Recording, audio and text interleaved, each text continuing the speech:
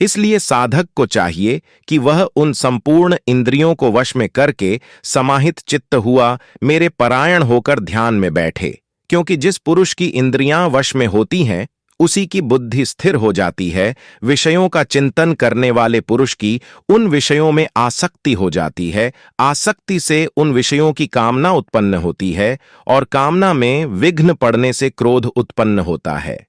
क्रोध से अत्यंत मूढ़ भाव उत्पन्न हो जाता है, मूढ़ भाव से स्मृति में भ्रम हो जाता है, स्मृति में भ्रम हो जाने से बुद्धि अर्थात ज्ञान शक्ति का नाश हो जाता है और बुद्धि का नाश हो जाने से यह पुरुष अपनी स्थिति से गिर जाता है। परंतु अपने अधीन किए हुए अंतःकरण वाला साधक अपने वश में की हुई राग द्वेष से रहित इंद्रियों द्वारा विषयों में विचरण करता हुआ अंतःकरण की प्रसन्नता को प्राप्त होता है। अंतःकरण की प्रसन्नता होने पर इसके संपूर्ण दुखों का अभाव हो जाता है और उस प्रसन्न चित्त वाले कर्मयोगी की बुद्धि शीघ्र ही सब ओर से हटकर परमात्मा में ही भली भांति स्थिर हो जाती है।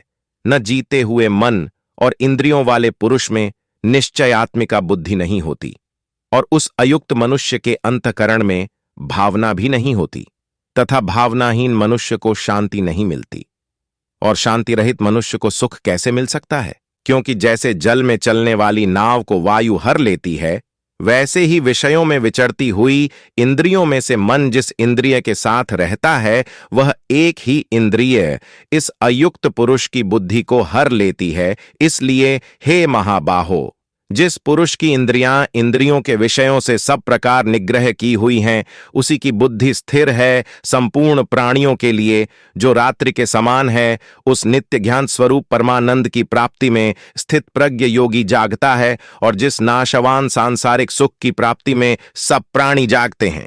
परमात्मा के तत्व को जानने वाले मुनि के लिए वह रात्रि के समान है। जैसे नाना नदियों के जल सब ओर से परिपूर्ण अचल प्रतिष्ठा वाले समुद्र में उसको विचलित न करते हुए ही समा जाते हैं, वैसे ही सब भोग जिस स्थित प्रज्ञ पुरुष में किसी प्रकार का विकार उत्पन्न किए बिना ही समा जाते हैं, वही पुरुष परम शांति को प्राप्त होता है।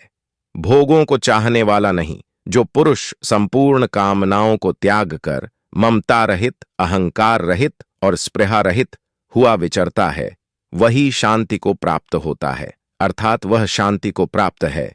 हे अर्जुन, यह ब्रह्म को प्राप्त हुए पुरुष की स्थिति है। इसको प्राप्त होकर योगी कभी मोहित नहीं होता और अंतकाल में भी इस ब्राह्मी स्थिति में स्थित होकर ब्रह्मानंद को प्राप्त हो जाता है।